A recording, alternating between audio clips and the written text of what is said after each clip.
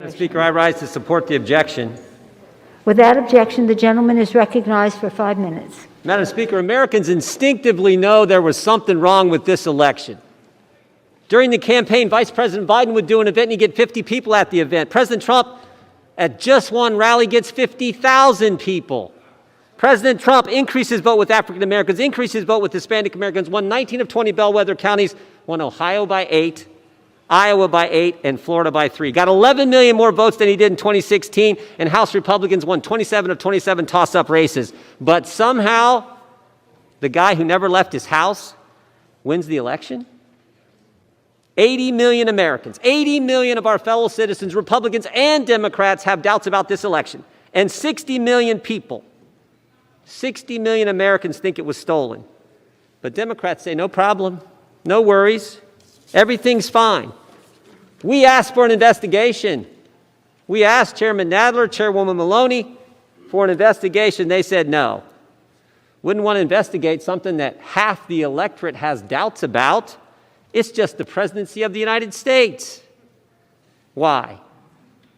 Why not one single investigation? Why not even one single hearing over the last 9 weeks in the United States House of Representatives? Why? Because all the Democrats care about is making sure President Trump isn't president. For 4.5 years, that's all they've cared about.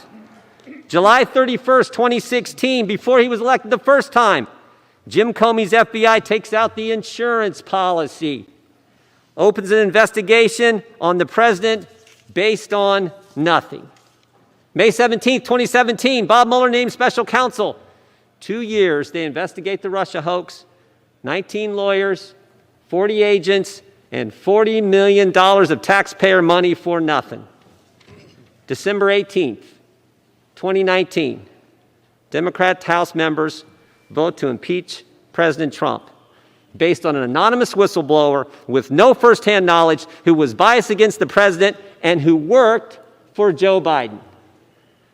But none of that worked. As hard as they tried, none of that worked. They threw everything they had at him.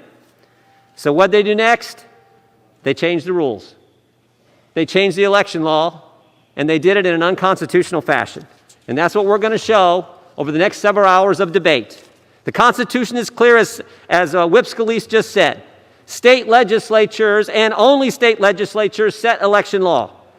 In Arizona, the law says voter registration ends on October 5th. Democrats said, we don't care what the law says.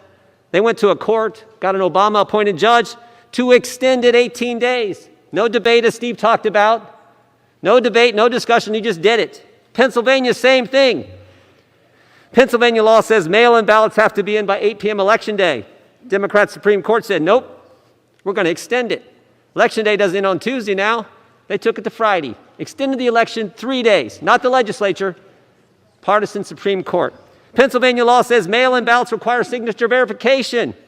Democrat Secretary of State said, nope, I'm going to decide by myself that it doesn't, for 2.6 million ballots.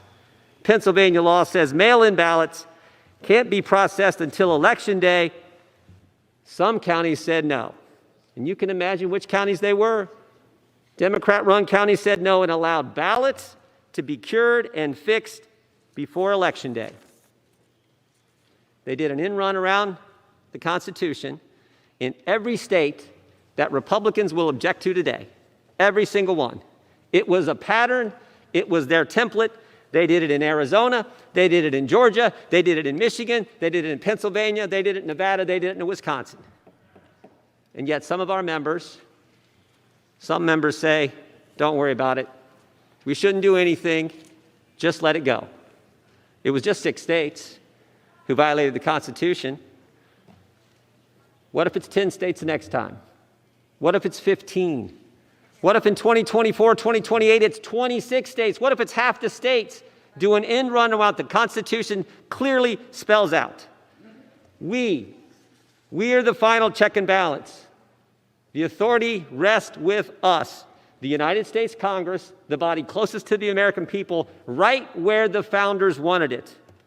We should do our duty. We should object to and vote for this objection to the Arizona electors.